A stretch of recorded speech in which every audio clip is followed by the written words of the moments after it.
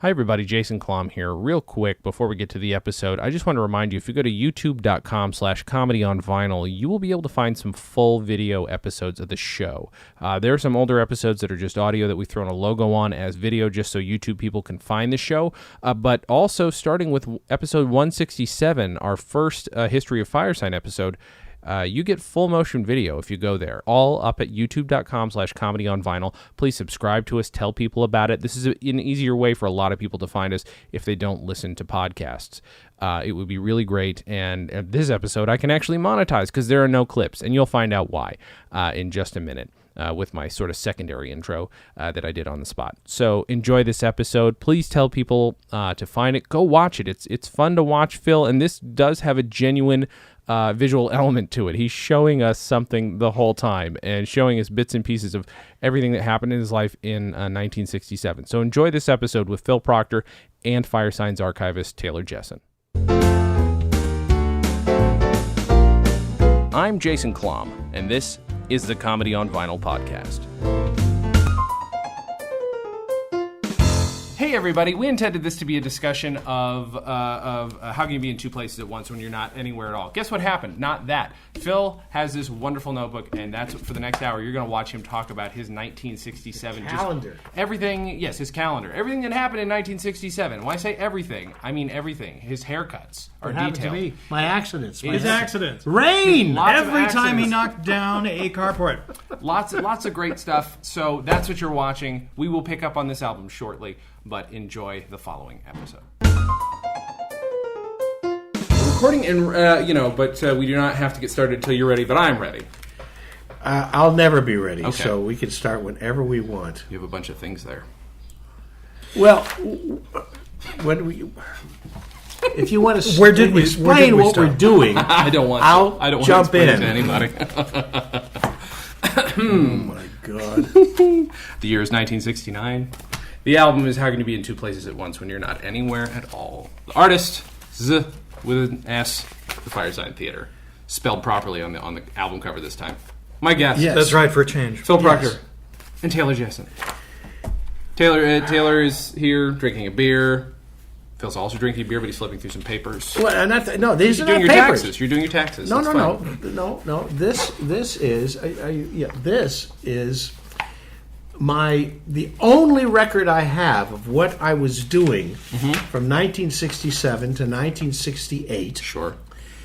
Around the time that we were starting to write How Can You Be in Two Places at Once When You're Not Anywhere at All? It's mind-blowing. And, here's a public notice for free food from the Diggers. Okay? Yay! Okay? That's the best. The Diggers. This is like a holy grail. Mm-hmm. Holy grail.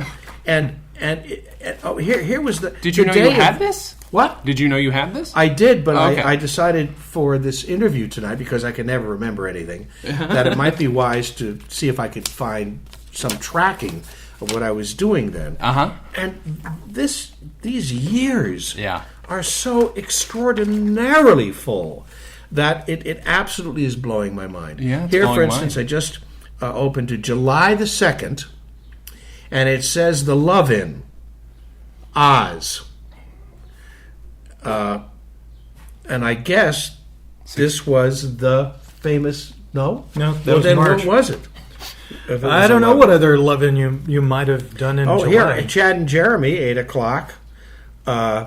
Dating Game. I was so busy. So you were a ringer on the dating game for a long time, weren't you? I was on the dating game. Really? I did 3 times. And yeah, I won every time. Wonderful. And I could only take one of the trips. One of the times I won was with Deborah Wally, okay. who was one of the flying nuns. Oh. And although she was not that nun-like in person, thank goodness. And I won a trip to Switzerland, which is my home country. It's where I came from. Mm-hmm. My family, the Amish part of my family, the Yalters, come from Bern, Switzerland. Mm-hmm. I couldn't go because I was doing something with the Firesign Theater. Sons of bitches. But if I had to do it over again, I would have said, guys, I'm going to my home country. Of I'm course. going to Bern, and it's a once in a lifetime experience because I haven't been back there since. Sure. Although I've been to Switzerland, and I said I'm going. Yeah. Let's reconfabulate. Let's if we're performing, let's change. But somehow we couldn't, or I couldn't, or whatever. Right. But 1967, I did McBird at KPFK on New Year's Eve. Mm-hmm. I was studying with a guy named Jacques Honduras with Brandon DeWilde and Peter Fonda. I performed Ernie the Wonder Healer on KPFK with Peter Bergman. And I watched my performance in The Amorous Flea yeah. on KCET, or NET it says here, because we had recorded it in the theater at on Las Palmas, Okay. I guess a little while before. It goes into various things here. I got cast in Generation with Bob Cummings on the 20th of January. And you got a haircut. And Let's Peter not forget. Visor cut my hair. Peter Visor was another celebrity Okay. haircut. It was Peter Fonda's stylist. And Peter had his haircut the same day. I did a dating game the same day I demolished Brandon's carport. Brandon DeWilde was living on West Wanda in Benedict Canyon. I live on Wanda Park Drive. And he had a great house with a turret on it and a kind of a turnaround that another friend of mine later lived in, not even knowing who Brandon was. And that particular day, I was driving because I'd learned how to drive, kind of. I was driving a big old station wagon because I figured there'd be more car between me and an accident. And I parked the car up next to Brandon's house, forgot to turn the wheels in, didn't do the emergency brake properly. And as I'm walking down to go into Brandon's place, I see the car rolling past me. God. It hits this open carport at the end of Brandon's place and completely destroys it. It just fell down completely. Now, Brandon, who was always stoned, didn't bother him a bit. He was insured. He said, fine. He thought it was amusing. And so we went on with whatever the hell we were getting stoned, I guess. It rained on the 23rd. It rained. And it says here, smog device and insurance. Oh, good. I guess I didn't have insurance when I destroyed his thing. And it says, saw blow up, and Austin Pendleton was in town. Okay? I saw Mike Nichols, The Graduate. Curtis Roberts, Generation. Curtis Roberts was our producer for Generation. I had my first rehearsal with Les Brown Jr., Bob Osborne, who's famous now for all of his... You don't know who Bob Osborne is? I don't know. Host on Robert DCF. Osborne. Yeah. The host of TMC movies. Oh, of course. Okay, there we go. And at the time when we toured with him as an actor, Uh-huh. he amazed us with his astounding knowledge of the Academy Awards and the movies. All right, perfect. Right. It was perfect. Love it. All right. And on the 27th, Brandon and his wife's child was born. Jesse Ian DeWilde, 6 pounds 7 ounces. Okay? All right. Next night, party. Party time.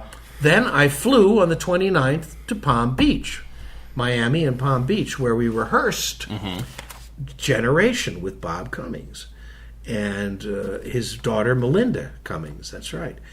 And we played first. We opened in Palm Beach at the Royal Poinciana Playhouse. Okay. So, if I can stop you, early February of '67, because you're in Florida, you missed the Night of the Provos I did.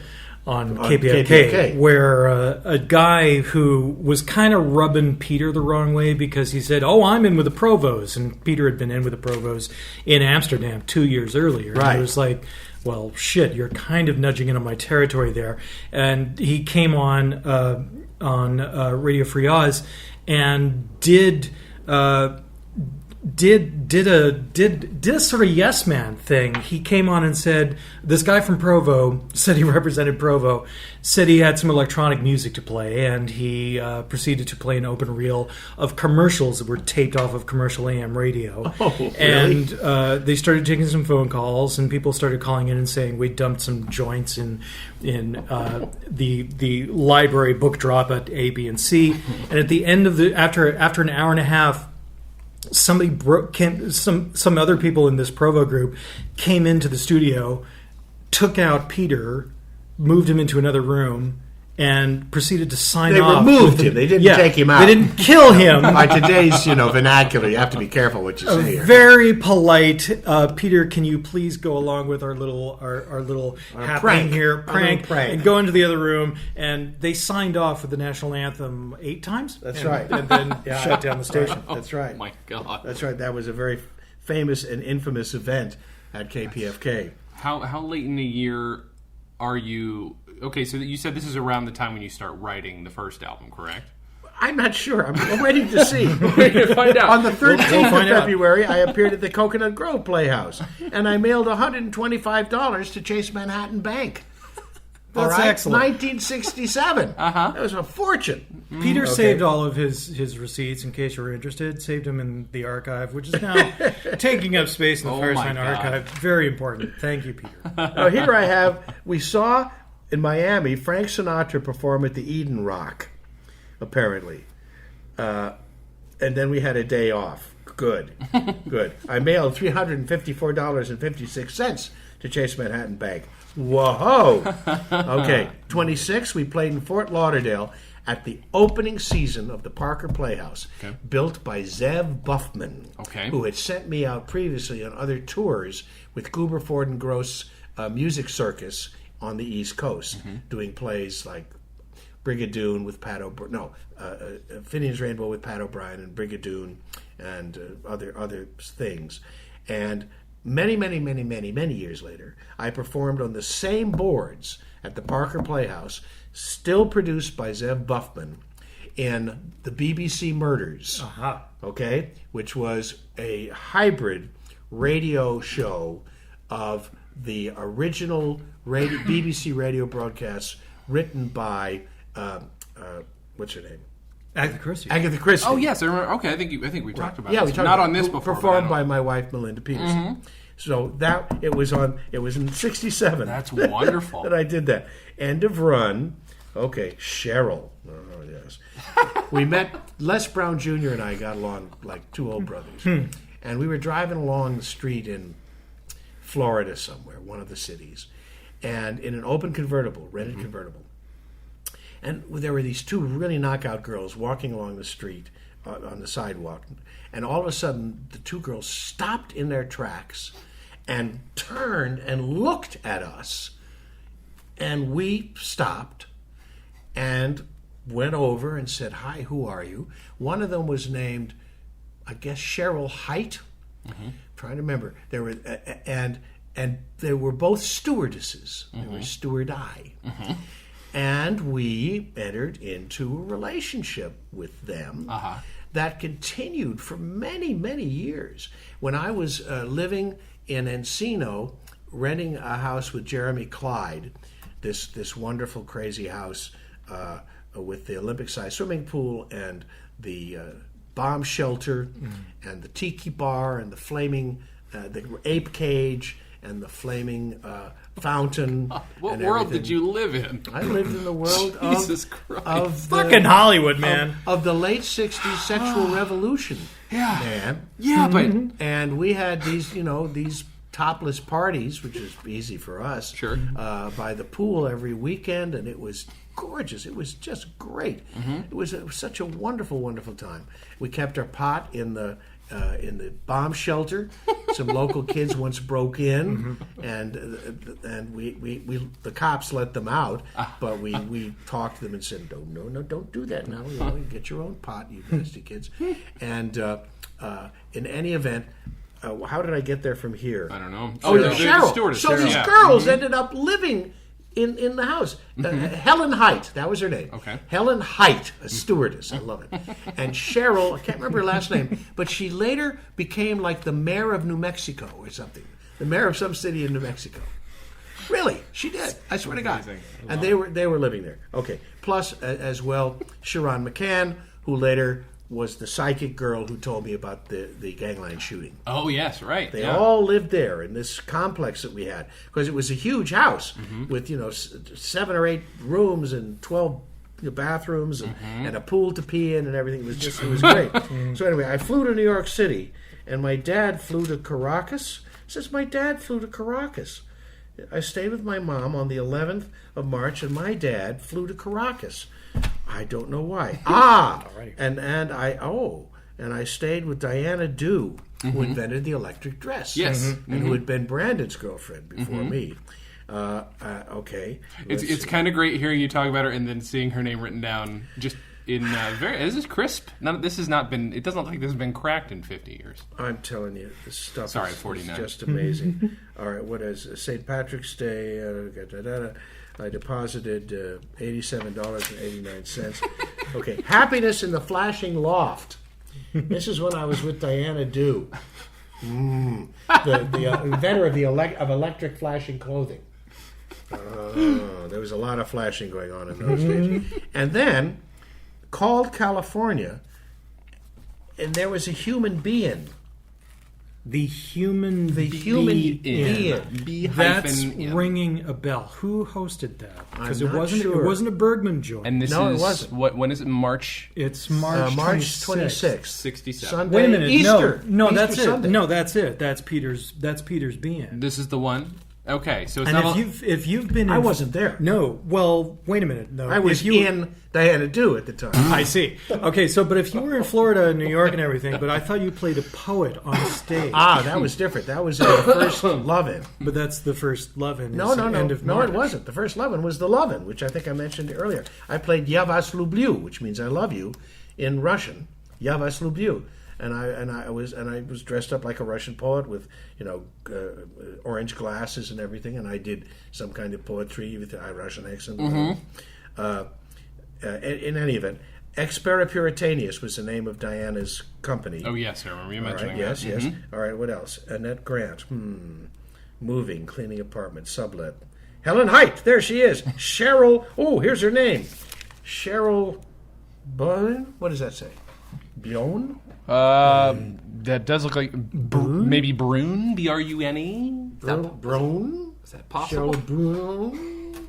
Well, we'll never know. We'll never will know. we? No. We'll never know. And I met up with Ken Burrows, my pal Ken Burrows. I want to look all these people who up on later Facebook. married Erica Jong, is still happily married to Erica Jong. Now, what's this? Max's Kansas City is where we all hung out. And it says Max's Bomb Food. I don't know what that moved.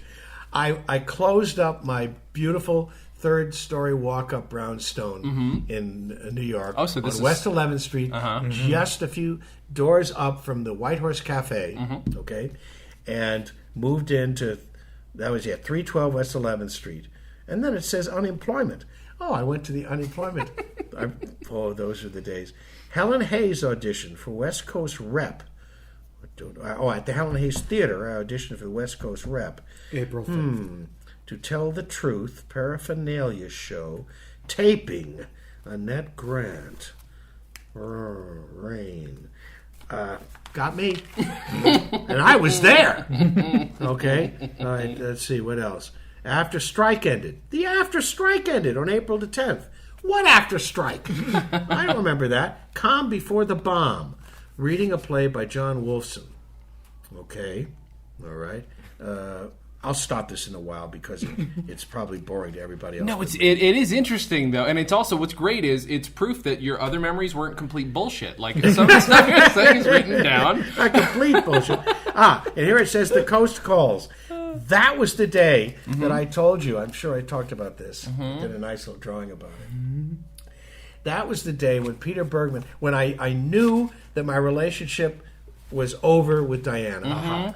And it was time to move on. So and I got the call from Peter Bergman saying, there's a ticket waiting for you to be picked up at Columbia Records. So this is the moment say that the date. Firesign That was starts. the 16th of April. 16th of April, 1967, ladies and gentlemen. This is the beginning of Firesign. Destiny calls. On paper. It was. I need to take... It here, was. Can you take a picture of that for me? What button do I? It's on the screen right there, that one.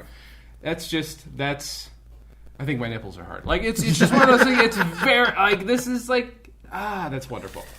Of 67. That's so good.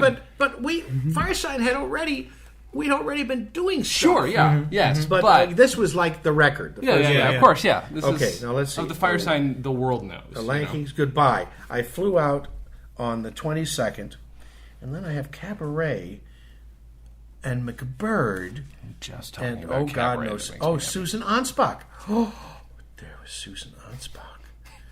Oh. I see a lot of little dots. I don't know what that means. I don't know, There's but Susan Anspach. She was obviously turned into a bunch of dots like Mike TV. But here we go. Mm-hmm. The 26th, I flew to California and met up with Peter Bergman at 8:45 in the morning.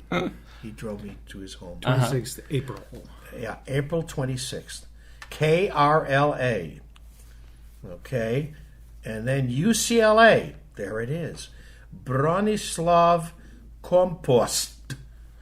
I apparently played a character named Bronislav Kompost, which I'd forgotten. Well, if it's Friday the 28th of April, this could be your first That was our Firesign first live performance. Firesign live performance. Yeah. So, Christ. do you remember this performance? Did you? Yeah, Did you? I do. Were you pretending to be Russian throughout? No, not Russian, Bulgarians. Bulgarian.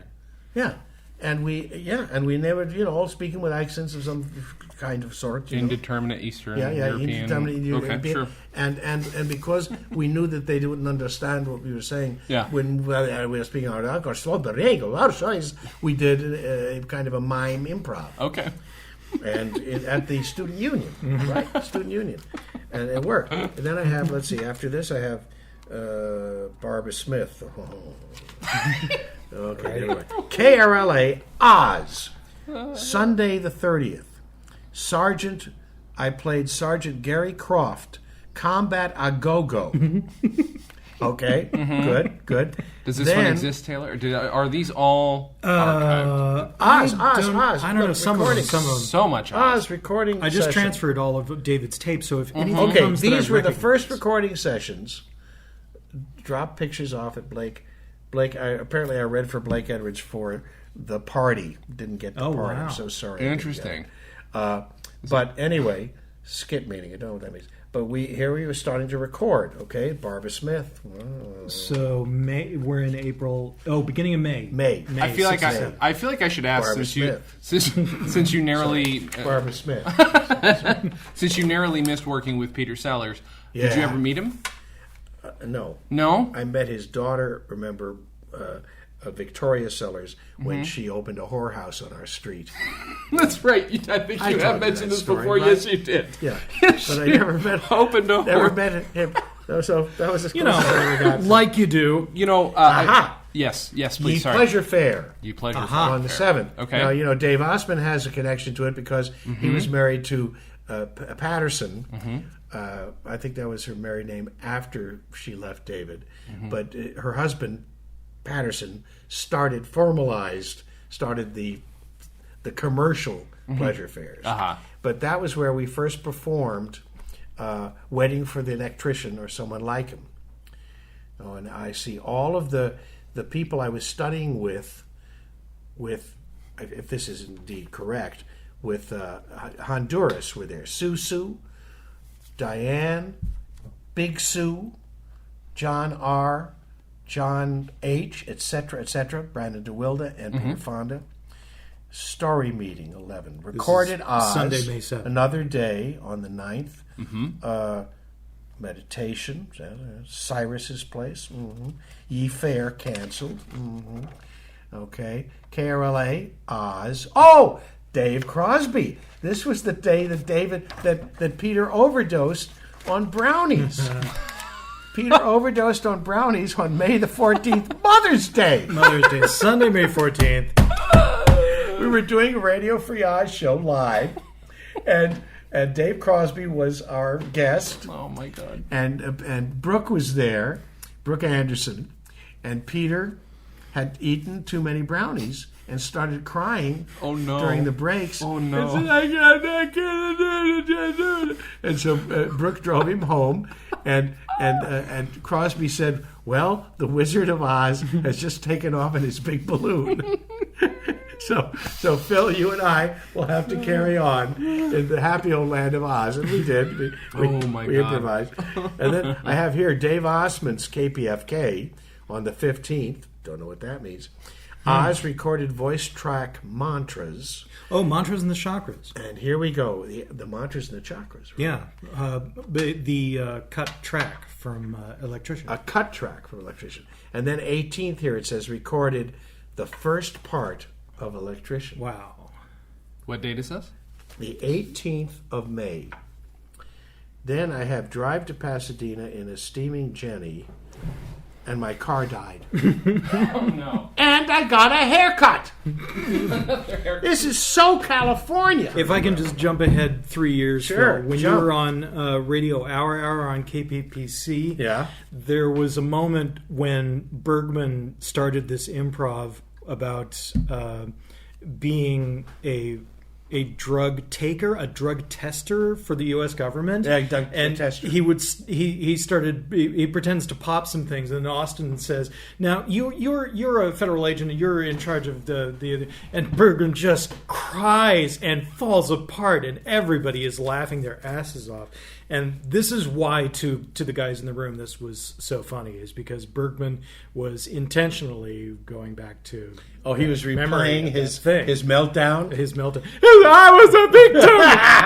Yeah, you got to use your art, you know. All right, car died, haircut. Then I have Henry Jaglam's Eating Affair. I don't know what that means, but Henry Jaglam, of course, I did his movie A Safe Place. Cinema Midnight Feet. Oh, I don't know.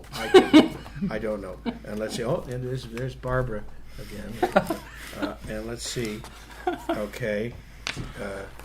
Lots of pictures. Here we go. Okay. All right, we're busy again. Bob Klein. Now it's Sunday. 21 Writing May. for the Electrician. Okay. And it says into Gemini. We apparently moved into Gemini. I was making notes of that. Very important. Album picture. Mark Gottlieb. Mark Gottlieb did a Oh, that's interesting. There are a picture couple. There are a couple of shots that uncredited, right?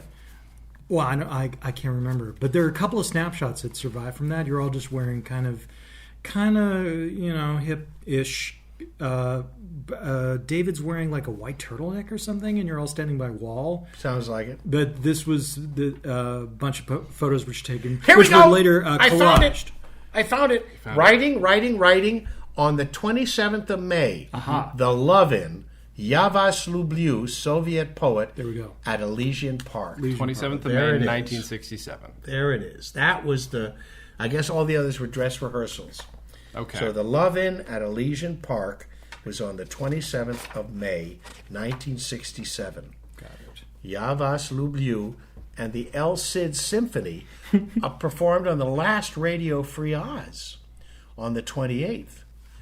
And then, right, Oz recording music, and then Peter leaves.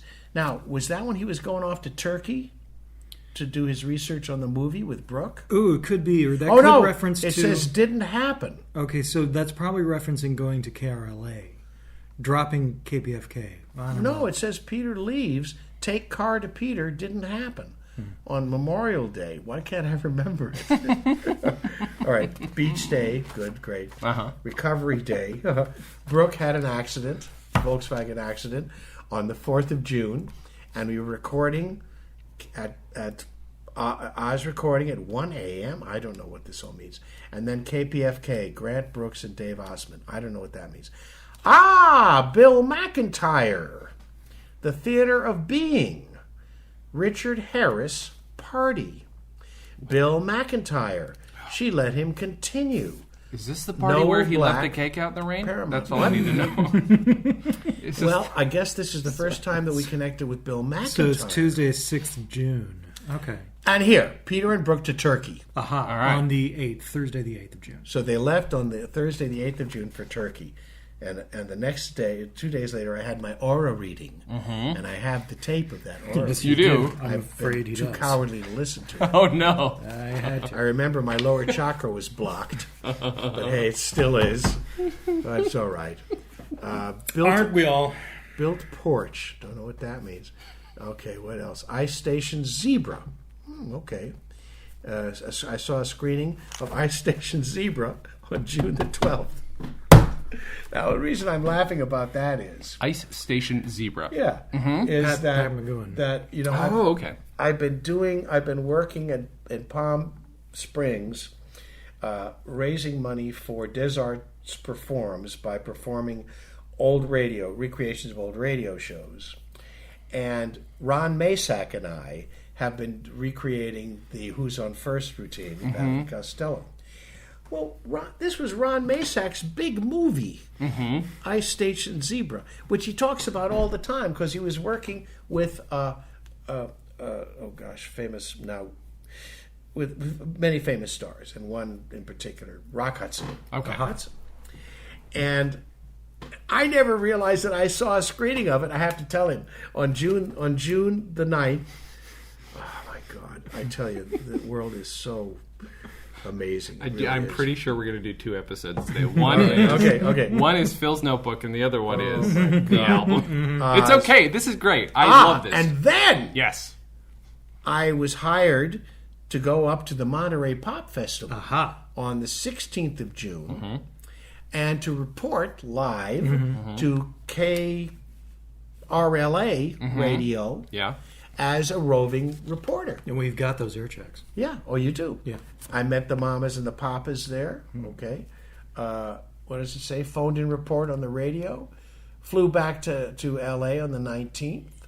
Wrote an article for what was it called? The City Eye. I was writing for the East Village Other at the time. I think that's what it was, but I don't know. It says something else. Open City. I wrote an article for Open City. Tuesday Phil to Oakes, hanging out with Phil Oakes. And here's another love-in. Another love-in Summer on Solstice love-in. Wednesday, June 21st, Summer Solstice love-in. And what did I play there? The 60s were awfully confusing. Elliot Mintz, KPFK. I guess that's where I first met Elliot. And then we had a V-Day press conference. VD Day. I'm not sure what that means. Friday the 23rd was VD Day. Okay. Everybody checked each other for the Klamm. Every day. Oz. VD Day. I did another dating game, or maybe it was the first. I don't know.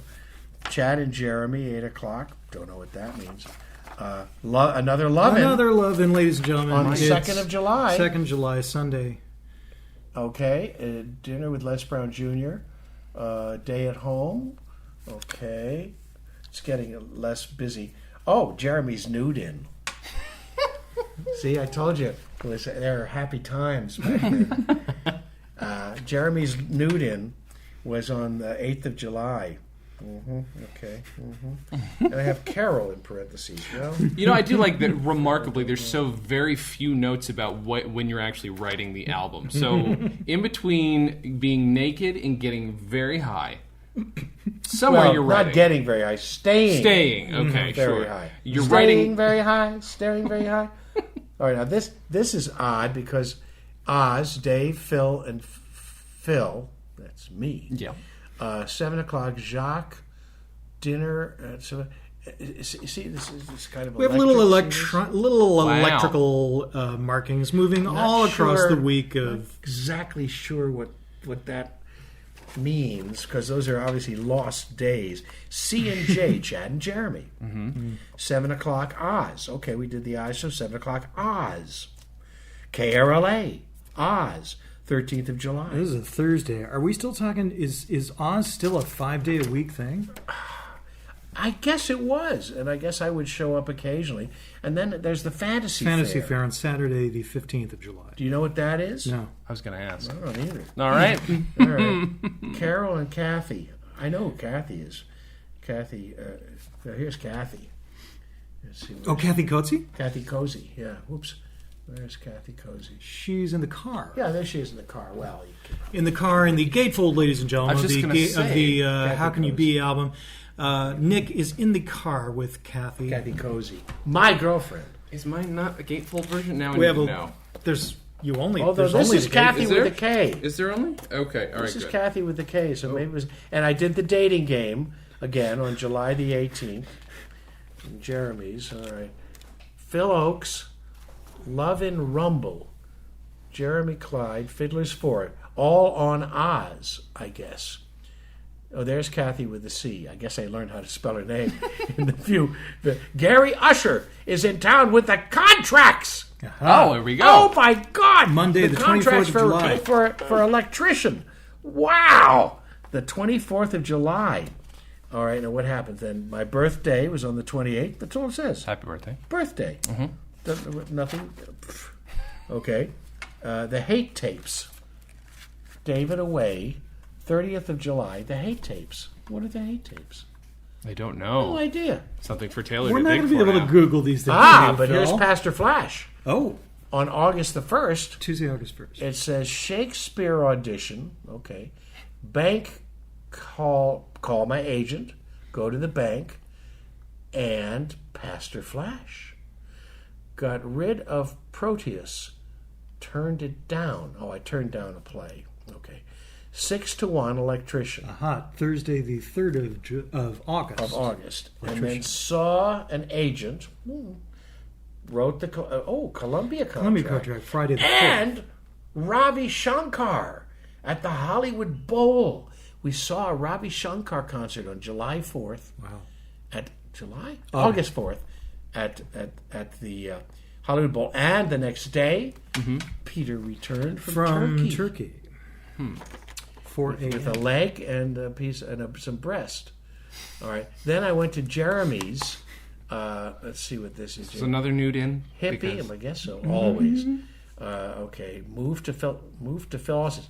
Oh yeah, I briefly moved to Phil Austin's. That's right. He lived in Laurel Canyon, as did Peter, nearby anyway. And I moved in with Phil and Anna Lee. That's Monday, August 7th. Yep. Oh, and this is the famous interview with Ravi Shankar. On August the 10th, we interviewed Ravi Shankar, and apparently we put the reel-to-reel tape on top of the car and drove away. No. It is the lost Ravi Shankar interview. What was it? What was the? What was it? What were the contents of it? What was your fascination with it, other than it was of the time? I'm curious now. Like, what was this interview like? He was a phenomenon. Yeah. And his music was both meditative and stimulating at the same time. Yeah. And he represented, as the Beatles later espoused, he represented a blending of the East and the West, the cultures of the East and the West. The meditative culture, the ancient culture of India and the East, China and the rest, and the musical inspiration of basically meditative music. Like Peter used to play Whirling Dervishes music on his show, and Peter was into meditative music from the very beginning. Peter's relationship to spiritualism was, I think, somewhat spurious, but it was well intentioned. Yeah. And he did share that cultural enlightenment with his listeners, and respected it, and interviewed people who really espoused it.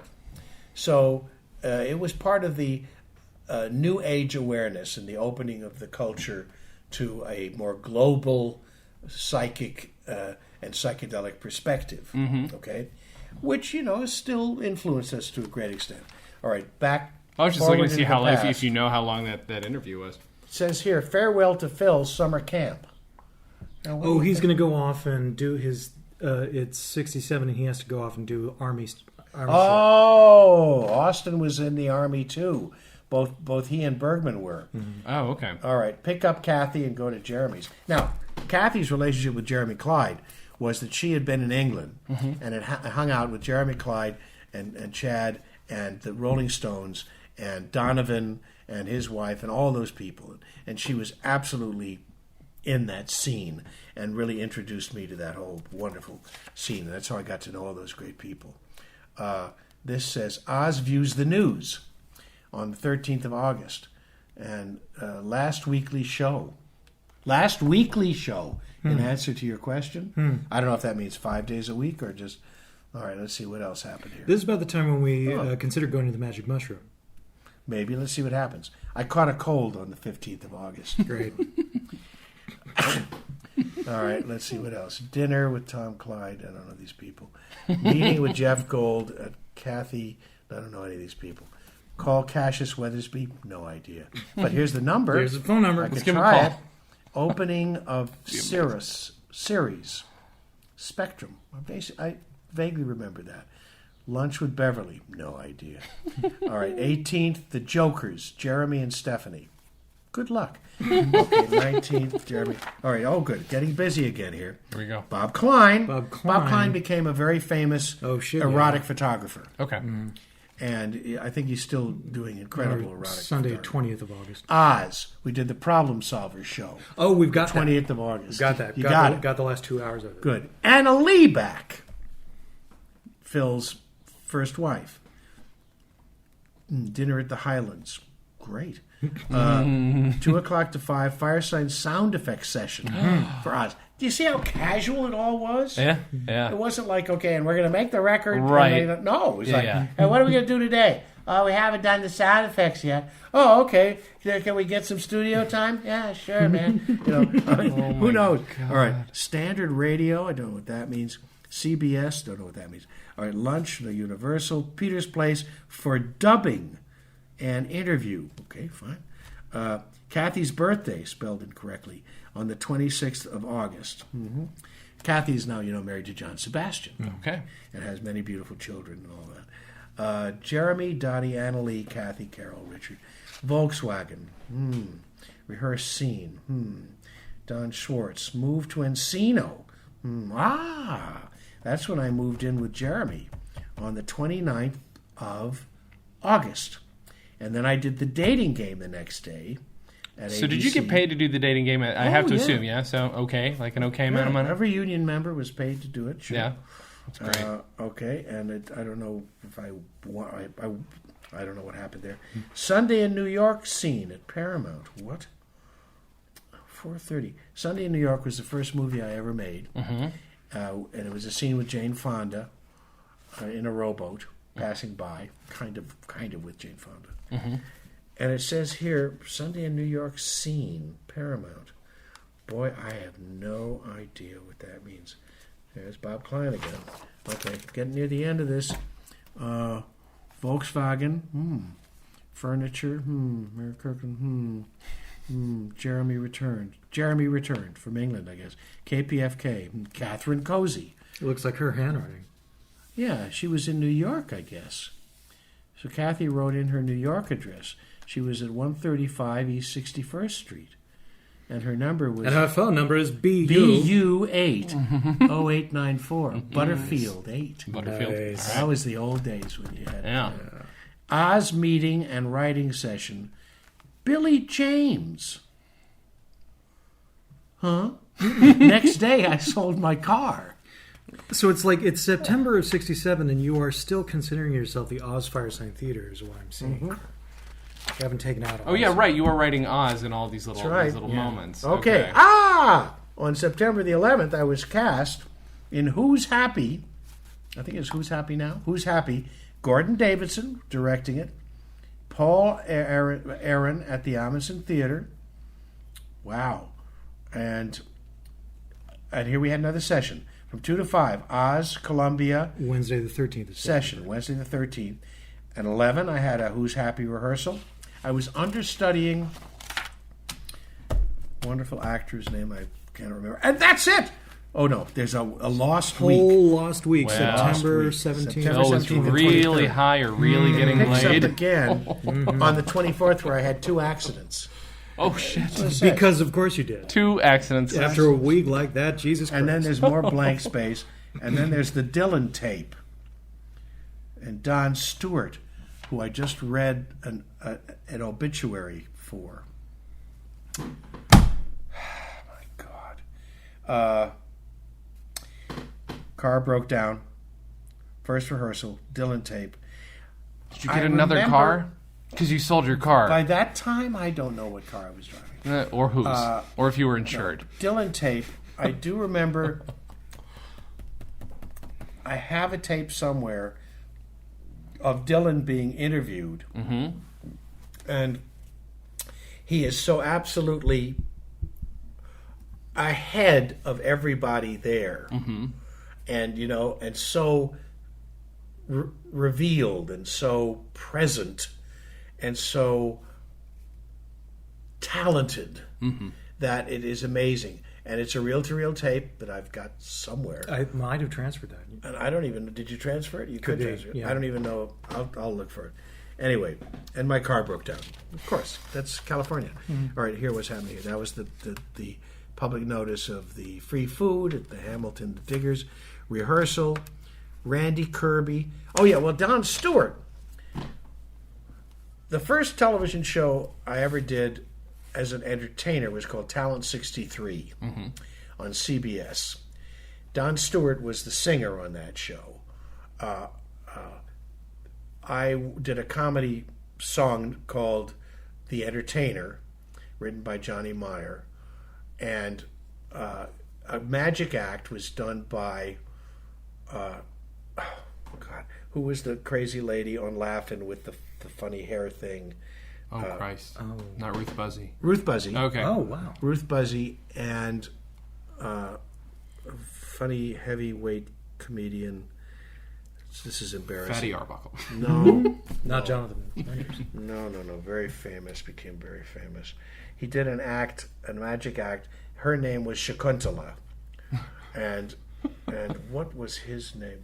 Dom DeLuise. Oh, Christ. Wow. All right. Ruth Buzzy and Dom DeLuise. Okay. Dom DeLuise and what's her name did this crazy magic act, and that was part of the Talent 63. Don Stewart had dated my cousin Barbara in New York, which is how I first got to know him. He attained fame by playing a major role in a soap opera for 16 years, and he had a magnificent voice, and he would tour around singing and performing when he had this great fame, which gave him, the opportunity to do it. And he died of lung cancer in Santa Barbara. And as I was going through all of my stuff for my book, my memoir, my fortune It's a thick stack of papers, ladies and That gentlemen. is a very thick sack. I've read it. It's astounding. It's astounding. I can't remember it, but it's astounding. I wrote it. And in any event, I found his autobiography. Now, this was a picture Great. that I also came across, which was this time, the Nick Danger time, because this gentleman here, Grimm, what was his first name? David Grimm. David Grimm plays the organ on the record. What I think we're looking at here is like fall of '69, and you've got And that's Jimmy Guercio. Jimmy Guercio in there too. Who Yeah. created Chicago, managed Chicago. Wow. There's a photo It was session. our for manager. Photo session for the back of the single. Yes, Forward into the Past was Yeah. it called? Yeah, yeah. And we were in the microphone room when this happened. And then I have another picture, which is, I think, it's later, isn't it? Yeah, that's like Yeah, 73, when you look at 74. Austin now, it's later. So that's the picture that's more pertinent to what we were doing. All right, so let's finish out this year. I had 2 accidents. Great. I don't know what that means. Dylan tape. Okay. Rehearsal 10 to 7. I still haven't written down the name of the guy I was understudying. Oh, which name will come to me? He's famous. To Las Vegas. Fine. On the 3rd of October, 9 to 12, Electrician. Bergman work on new playwright series. Began work on the new playwright series. Ah, yes. This was at the Mark Taper Forum. And because I was understudying this actor, it'll come to me. And they spotted me. They said, well, we can use this kid and some other stuff. So I started working in the new playwright series with Gordon Davidson and some other wonderful directors and playwrights like Jules Pfeiffer and David Mamet and David Shepard. These incredible emerging playwrights. And I got to work with my old girlfriend Karen Black in one of them, and a whole bunch of other wonderful people. Anyway, and at the same time we were doing Electrician. And on the 4th of October, I worked in the morning on Electrician. You get Jack Argue. And I was cast as Jack Argue in Musica by John Guare. Jack Argue is an anagram of John Guare. I had gone to Yale with John Guare, and he had written this extraordinary play about himself, really, of trying to emerge in the world of Vietnam and the psychedelics world, the crazy sexual revolution world. And they had cast a fellow named Joe Reale in the lead role, but Joe didn't have any background as an Ivy League person. And I, of course, had gone to Yale. So at lunch, and I was in the chorus of Musica, along with Phil Austin, who was in the repertory company at that time. And I remember the director, I can't remember his name, so talented. And John Guare told me to stay for when they took their lunch break, and they offered me the part. And it was opening in like 5 days or something. They said, do you think you can learn it? I said, yeah, I can learn it. I could in those days. And I did. And it was a great success for me. And it became a main stage production. And it was a great success. And I worked with Sherry North, and I worked with Gower Champion's wife, who had worked with, whose name was what? Who had danced with Fred Astaire, and I met Fred Astaire through her. I'm sorry, my poor old mind. Anyway. Everybody, if I can stop you, there's a collection of John Guare plays that includes Home Fires, I believe, Musica, and Cop Out that I bought, which is amazing. Even just reading it, if you're not seeing it being played, even just reading it, it's extraordinary. It's really, it's like part of the DNA of Firesign. It's that age of really amazing absurdist comedy theater. Yeah, really was. Very amazing stuff. Anyway, we... was his wife Marjorie Belcher, then Marjorie Champion, or Carla Russell Marge Champion? Champion. Okay, there you go. Marge Champion. Okay. And I'm still trying to remember the name of this wonderful director. But I should have been better prepared. I'll never be better prepared. Anyway, we opened it, great success. It says rehearsal MTF, and then 8 o'clock performance at Musica. What was MTF? I don't know. All I can think is Monday, Thursday, Friday, but it I doesn't seem to performed be Musica, Monday, and then Thursday, says Friday. Radio Free Oz, ? And, I mean, my God, busy. Yeah. Happy rehearsal, oh my God. I was still doing an understudy for the Happy thing. Holy mackerel. How did I do all this? Firesign session, oh my God. And it's Gary Usher Meditation, at Columbia on Happy. Thursday the 19th of October. Okay, I had my flu shot on October the 22nd. We had a Firesign edit session on the 23rd of October. I rehearsed Happy. No, I performed Happy at 8:30. Bill McIntyre and Biff McGuire. Biff. A famous performer at the time. Biff. Dear God. Next time I'll be more prepared. No. Right, let's see. The Oz Halloween Show. Oh, yeah. A long-standing tradition after that. October 29th. Now, Rehearsals for the scene. This is definitely you're at the Magic Mushroom. I had a haircut on the 1st of November. Opening night of Who's Happy, which I wasn't in. I was just understudying that guy. All right. Oz writing session. If you ever scan this and reproduce this, it should be called Phil's Haircut Book. That's what we should call it. An accident. Phil's haircut and accident. Accident book. All right, Suzanne to San Francisco. Great. Here's Cheryl again. Boone. Cheryl Boone. Cheryl Boone. Helen Height and Cheryl Boone. Okay, now we know. Travel to Fresno. To Fresno, yes. Tunnel to Fresno. Very important. Sunday, the And I have a picture of that. 5th of November. I have a picture of that. Last tunnel to The Fresno. last tunnel to Fresno. Okay. The next day we did a tech and Musica opened. Okay. Who's happy? Rehearsal. I guess brush up. That's for me. Understudy. And rehearsal. for those who don't know, though, the last tunnel to Fresno, because again... At the Magic Mushroom. Yes. At the Magic Mushroom. Right. One thing, the one play that we have a complete script for, but do not have a recording of. Well, we have 10 minutes of it, but you're never going to hear it because it sounds like it was recorded on In a tunnel? 1 millimeter tape in a tunnel underwater in a different state. From an Edison cylinder. Oh, I remember that session. All right. On the 12th, we recorded The Sword and the Stone. Aha. Or we performed The Sword and the Stone. Okay. And on the 13th, we had a session for electrician, rehearsal and tech for Musica, and I've opened Musica or something. How do we do all this? Musica. Seems like such a loose Almost schedule done. for doing electrician, though. It seems. I know. Is it just at your convenience? Like, how did it go? I can't tell. It was organic. Yeah. It was organic. Everything kind of like flowed together. Yeah. It was there wasn't nothing was formalized Yeah. with the kind of rigidity that people think is required to create art. Sure. It's really more. It has to do with the talent, the focus of your talents. My favorite line in Hamlet is, "The readiness is all." Whenever you're there, you're there, Yeah. and you do your thing, and you learn from it, and you contribute to it, and you carry that with you and move on to the next thing. Yeah. Having had that experience and that learning and that gift, Yeah. really reward.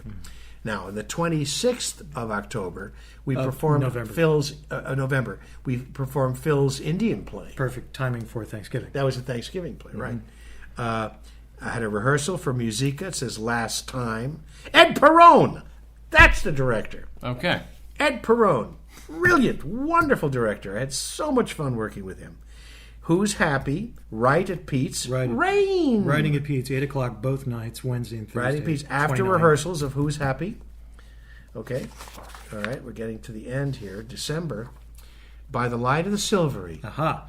Sunday the 3rd. December the of 3rd. December. And that was the material for the Giant Rat of Sumatra, Okay. which we also then performed as a little play at the Ash Grove. Okay, let's see. Rehearsal Universal, Darren McGavin.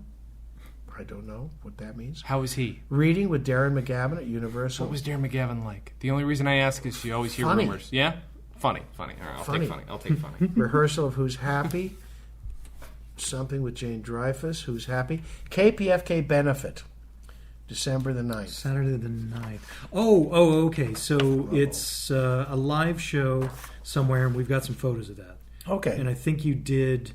This is your trip? Yeah, so it's Sunday the 10th of December. It's marked, "This is your trip." So that's what you were calling Freak for a Week. Freak for a Week. Yeah. Which we'd done before? Yeah, so Saturday This the is your 9th, trip. you perform it live in front of an audience, and then Sunday the 10th, you do it again on Oz. Oh, okay, good. Let's see, what else? Right at Pete's on the 12th. Reading, 1 o'clock right. Pictures by John Rose. Ooh, that's good to know. Thursday the 14th of December, John Rose photos. I wonder if that's that wonderful picture I have with the nude and the set of By the Light of the Silvery. I don't know. I don't know. Right. Movie, question mark? What does that mean? No idea. All right, here we go. You Getting guys to can the write end. in. If Too you bad said Phil isn't here. So he is. but We'd ask him. he can't talk. End of Who's Happy. Oz, 17th of December. That's a Sunday. Okay. So had you gone? It seems like he'd gone from daily shows to now doing once a week. Is this what's Correct. happening? Okay. Yeah. At this point, Radio Free Oz was once a week, Sunday nights on KRLA, live from the Magic Mushroom. How long were these shows? 3 hours. 3 hours. Okay. Yeah. Okay, this is an interesting week. December the 20th. It says 7:30 run for your life. Mm-hmm. I don't know what that means. And it says Barbara Hershey, whom I dated briefly. And then the next day, it says Michael Bell And Jay Ward. and Jay Ward. $100. $100. Was that when we did the Jay Ward commercials? Oh, I wish I knew more about the Jay Ward commercials. Don't we all? Yeah. Don't mean- we all? when We you did a say commercial do you for mean- Fantastic Cigarettes, among other things. With Jay Ward? We shot it at Jay Ward Studios, where the old moose used to be turning around all the time. Yeah. Damn it. On Sunset Boulevard. Wow. All lost. Oh, Lost, fuck. lost, Really? lost. Just gone. Yeah. That yeah. sucks. Writing. Kathy's back. Good. Okay. Party. Uh-oh. Tape. Sunday the 31st tape. That's the last 2 Party weeks at of Woody's. December and 67. that's Nothing happening. it. That is 1967. 19. Ladies and gentlemen, I give you 1967. He remembers it, and he was there. What the And I fuck? wrote it down, and I still can't remember. So Run for Your Life, TV series from 65 to 68 Oh, with Barbara Hershey. with Barbara Hershey, with Ben Gazzara. I was in it. You were in it. All right. Well, there we go. So we've explained that. And then I that. dated Barbara Hershey briefly after that. All So right, then. Well done. I mean, I'm just saying. what a cutie.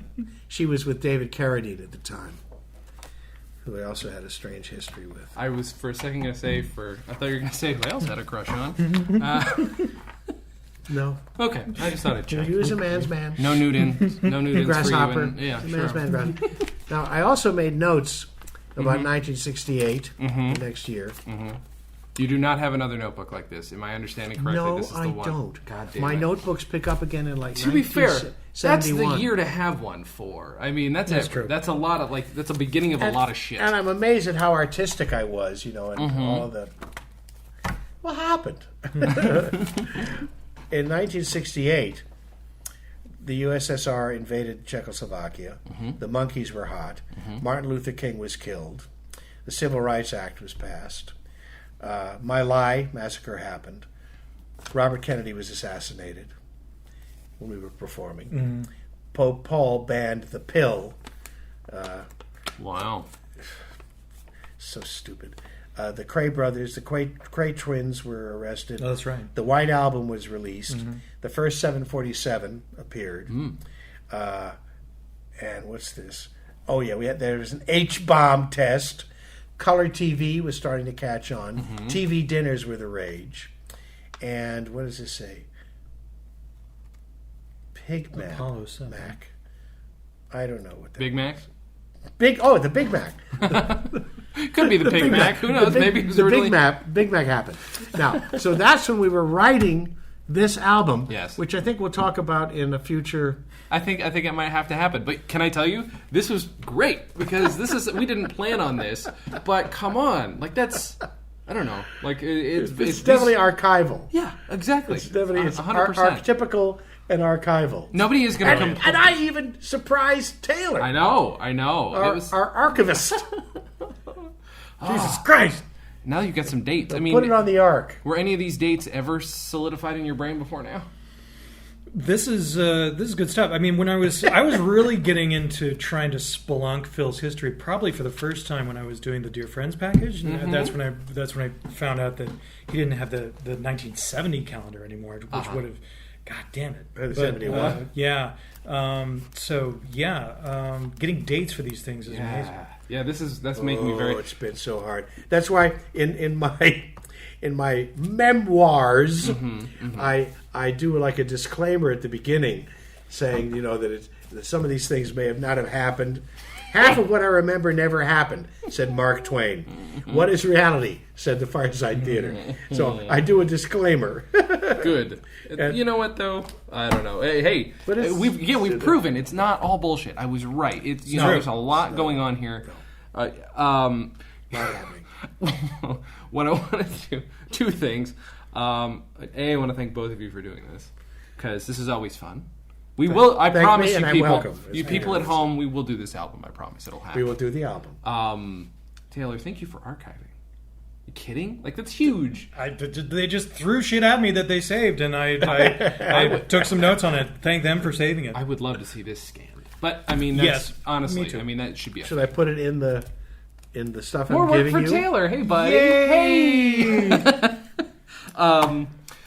So okay, let's do a little bit of promotion stuff at the very end here. Okay. Go to firesigntheaterre.com. There's not Firesign Theater RE. I'm correcting. I'm just making sure you know that it's theater with an RE, not an ER. Oh, but can't you also find it? Can you? I Did think you we also- set it up for an Yeah, ER if you set or up RE. an ER, Nick Danger comes on and chastises you and says, "I spell my name R-E." Yay! Yeah, That's but fucking we great. really should have put in theater with an EAR. But we didn't do that. Oh, son of a bitch. Well, what? $12. Get yourself another. Just go ahead, buy another domain. Oh, okay. Yeah. And since we're Yes. promoting things, you can still see me and Jamie Alcroft doing Boomers on a Bench, Yes. okay, with that cat as a guest star. That very Hi, cat. Kitty. Hi, Kitty. Yes. Boomers on a Bench. Just Google Boomers on a Bench. We're on Facebook. And we shot 4 more of them just 2 days ago. And it's slowly growing in popularity Good. because it's so weird. I mean, it's like, Bob and Ray for the 21st century. 2 old guys sitting on a bench. But we will be performing live again at the Tudor House in Lake Arrowhead as part of the American Parlor Songbook radio show syndicated throughout the country. J.P. Houston and his wife, Julie Van Dusen. And we are contemplating the next step in what we might do with this particular venue. I'm also promoting at the time my participation in L. Ron Hubbard's Battlefield Earth Oh, yes. Wow. audio book, 47 and a half hours Holy crap. of audio book, Oh, my God. 150,000 sound effects, Jesus Christ. 67 actors. We've already, we're sweeping the awards. Yeah. Already gotten a dozen awards for acting and production.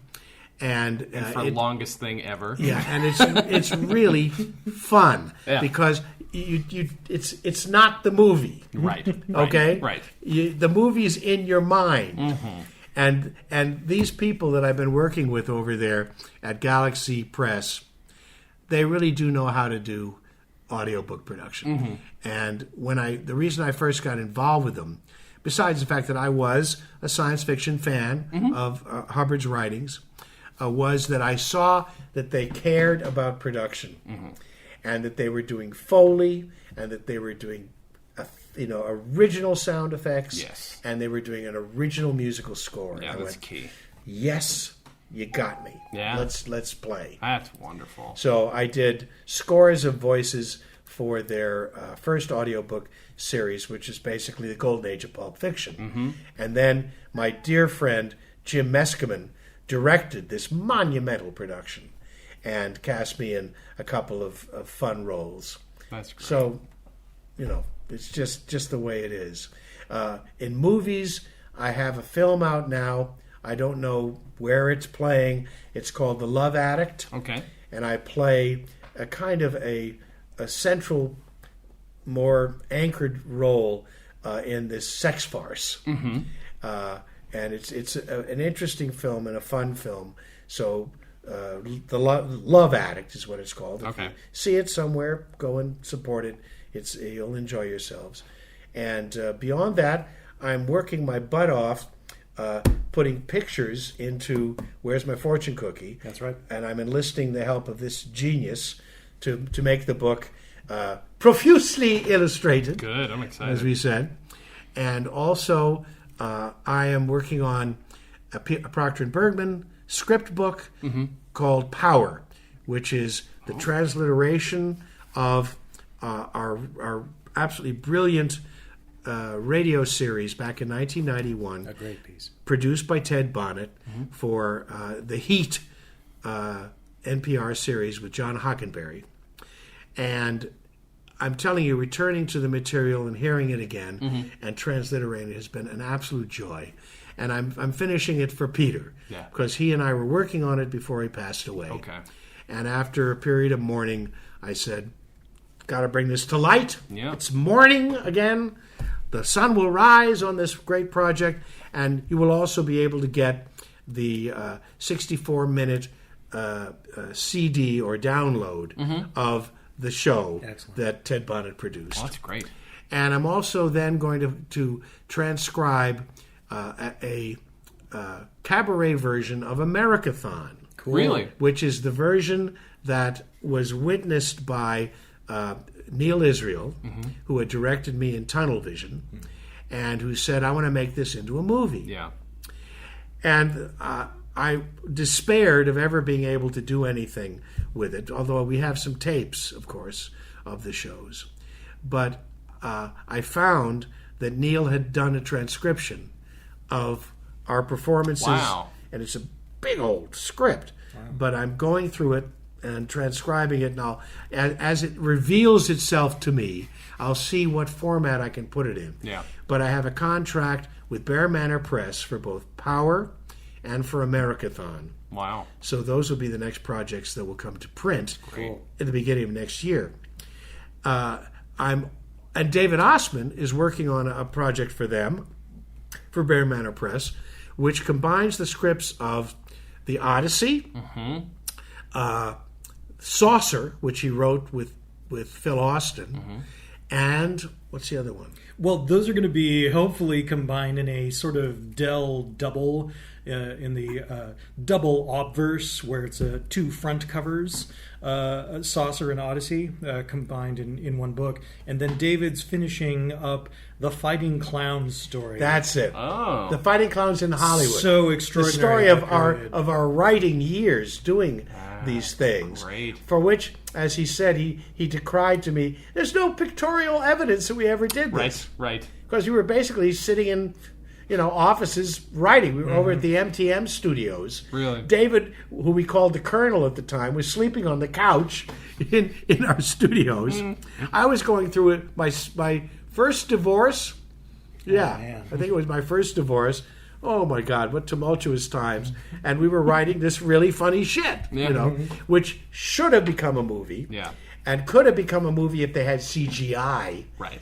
in an instant. Sure. Oh, yeah. But anyway, maybe somebody will read it and go, hey, we should make this now. Of course. So the next thing I'm doing, Yes. I'm flying to Maryland on the 5th of July, and I will be performing in a 3-part PBS historical series, the story of Francis Scott Key, After the Song. Okay. It was created by and is being directed and produced by a fellow named Philip J. Marshall, and I've been cast as in the role of the eccentric Senator John Randolph of Roanoke, who spoke with a very high voice for all of his life because he had some kind of a disease that created arrested development. His voice never changed, and he could never grow a beard. That is Okay, so they're going to have to do some heavy makeup on this boy, I'll tell you that. And he was very flamboyant. He would show up on the floor of the Senate.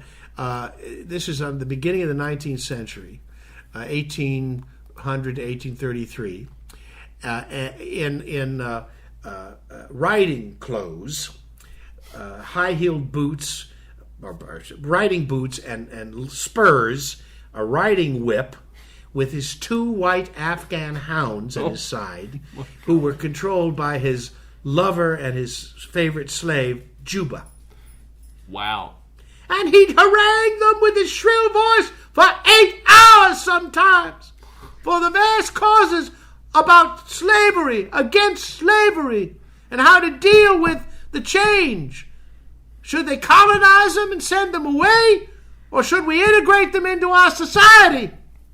And he was working with, all these extraordinary men of his time. Yeah. He was in a duel with Henry Clay, Really? where his coat was shot, a hole was shot in his coat, but they both were gentlemen and they didn't kill one another. Henry Clay liked to shoot, man. Oh, they all like to shoot. Yeah, boy. Oh, it's so tragic. If you listen to Hamilton, I can't afford to see it, but I've been listening to it. It just makes me cry while I'm driving, which is probably dangerous. Yeah, a little bit. But you learn again how many of their sons were killed in these senseless duels, and then Hamilton himself. Oh, the awful time. But anyway, I'm really looking forward to this. It's being done in an interview format with recreations. That's awesome. So I get to recreate the duel with Henry Clay. But basically, I'm going to be interviewed by Philip Marshall as a wraith, as a ghost. So I've returned from the dead for this interview, and I'm aware of that. Yeah. And I'll be talking about my life from my perspective, all of which is drawn on all the historical writings of all of the people involved. And I tell you, it's going to be fascinating. That's great. It will be aired during Black History Month in February of 2017. That's great. And it fell into my lap because of my dear friend Gary Sandy, who was the boy toy on WKRP. Oh, sure. And Gary and Melinda, my wife and I, have done many, many, many radio shows, live radio performances together, become very close. And he was cast as President Andrew Jackson. Oh, perfect. I can see that. If you go to the website, Francis Scott Key, after the song, you'll see a picture of him all decked out, as Jackson with the little glass and everything. Brilliant. He looks brilliant. Wonderful. Well, the guy who was originally supposed to play my role dropped out, and so Philip said, "Gary, who should I get for this?" He said, "Phil Proctor. Phil Proctor. He not only does he have the same first name as you, but he could do. He'll act circles around this. You'll love him." And it turns out that Philip knew the Firesign Theater. Perfect. And he said, "Phil Proctor, the Firesign Theater?" He said, yes. So I called him up. Bingo, got the job. Wonderful. Nice. So I'll be going back for that, and I'll be shooting on the 6th and the 7th in the studios in Maryland, Baltimore, Maryland. And then I fly to Connecticut to join my wife and her family for a memorial service for her darling mother, Shirley, who passed away last week, about 3 days shy of her 90th birthday. Wow. So there will be one hell of a celebration with the 7 siblings and all of their family. That's how you do it. Wow. And it's worked out just beautifully that I'm doing this gig on the East Coast. Yeah. That's wonderful. So that's what the little busy boy is up to right now. I guess incidentally, then people can follow you at Firesign Phil on Twitter. I suppose so, although I don't contribute to Twitter that much. It's better, I guess, to go to planetproctor.com. There will be a new edition of Planet Proctor released on Independence Day, on July 4th. All right. Okay? Yes. And other than that... Are you present on Facebook? I have a great presence on Facebook. Yes. I would recommend if anybody wants to follow me, even though I can't befriend them because I've reached my limit, you can certainly enjoy my posts and my wonderful crazy friends posts by just seeking out Phil Proctor on Facebook. Yes. Taylor, do you want to promote yourself anywhere, or do you want to just stay quiet? Well, I've been perfecting fusion. Oh, shit! Shouldn't have said it! Taylor! This is a secret. I don't have... You're on Twitter. You're very funny on Twitter. Thank you. You used to be followed by Stephen Fry before he quit Twitter again. Oh! That's true. No, maybe I still am. Maybe that still? account is just a dead mystery account. maybe. He's just following more and more people. At Sid Fudd on Twitter. Fucker has moved to Los Angeles, and I haven't seen him. Okay, I know somebody who I just found out recently, a friend of a friend, co-created the show he's on, and I'm like, well, how do I now meet him? Because this needs to happen. Yes. Anyway. I don't know what you guys are talking about. An old British homosexual. Wonderful gentleman. What do you mean? Isn't that oxymoronic? Good question. I'm British. Am I gay? Are you British? Am I gay? Everybody's gay, but only in the sense of happy. Oh. Okay. This is a long discussion that we could have. I'm sorry, you can't have that word back. We've taken it. You can go to stolendress.com for all of our shit. Go to lookingforwardmovie.com where you can see my political mockumentary sequel. Yes. That is now at about 5 hours long. If you want to talk raw footage. So much good shit, ladies and gentlemen. Thank you so much. Well, thank you guys for listening and watching. And as always, have a good thing.